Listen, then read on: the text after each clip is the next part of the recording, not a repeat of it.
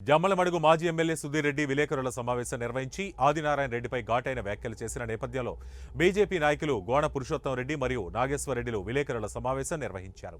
ఈ సందర్భంగా వారు మాట్లాడుతూ 8 నెలలుగా నిద్రలో ఉన్న మాజీ ఎమ్మెల్యే సుధీర్ రెడ్డి నిన్న జమ్మలమడుగులో అభివృద్ధి జరగలేదంటూ ఆదినారాయణ రెడ్డి గెలుపుకు సీఎం రమేష్ నాయుడు కారణమంటూ చేసిన వ్యాఖ్యలను ఖండించారు.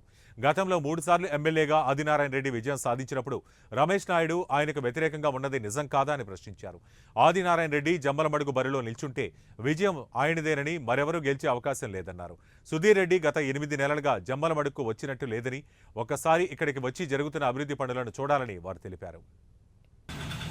8 నెలల్లో మా జమ్మలమడుగు తాలూకాలో ఆదినారాయణ రెడ్డి గారు ఎటువంటి సంక్షేమ డెవలప్మెంట్ కార్యక్రమాలు చేశారు, ఆయన కళ్ళకు కనపరిచినట్టు కనపడుతున్నాయి. అటు ఎర్రగుంటలో ఇటు జమ్మలమడుగులో ఆయన ఇంకా జమ్మలమడుగు రానట్టుంది. ఇక్కడ కూడా వచ్చి ఒకసారి సందర్శిస్తే ఇంకా బాగుంటుంది. అతను కూడా సంతోషపడే విధంగా ఇక్కడ డెవలప్మెంట్ కార్యక్రమాలు జరుగుతున్నాయి.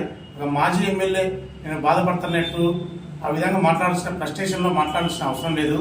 డెవలప్మెంట్ జరుగుతుంటే సంతోషపడాలి ఎవరైనా కానీ. అట్లే ప్రతి నాయకుడికి ధర్మరాజు చెప్పినట్టు కించిత్ కఠినం కూడా అవసరమే. గతంలో ఈ సుధీర్ రెడ్డి చేసిన ఆగడాలు, అతని అల్లరి మాటలు, అల్లరి చేష్టలు, అతనికి బుద్ధి రావాలనే ఉద్దేశంతోనే మా ఎమ్మెల్యే గారు ఘాటుగా స్పందించారు. మన సుధీర్ రెడ్డి గారు వైఎస్ఆర్ ప్రతినిధిగా ఉన్నాడు. రమేష్ నాయుడు కూడా వెంట వేసుకొని మాట్లాడుతున్నాడు. బాగానే సంబంధాలు రమేష్ నాయుడు వైఎస్ఆర్ పార్టీతో కొనసాగిస్తున్నట్లుంది. దీన్ని బట్టి సుధీర్ రెడ్డి కాదు, వైఎస్ఆర్ పార్టీ ఎవరికి లేదు.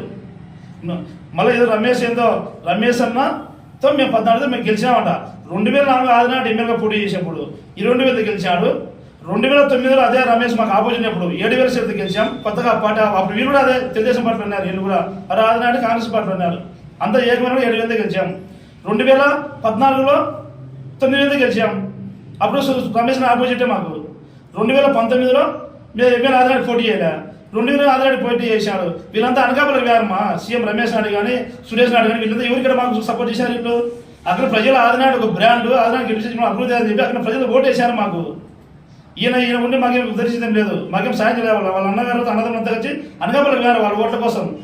ఆదినాడు ఎప్పుడైనా జమ్మూలో ఎమ్మెల్యే గెలుస్తారని చెప్పి నిరూపించిన ప్రజలు.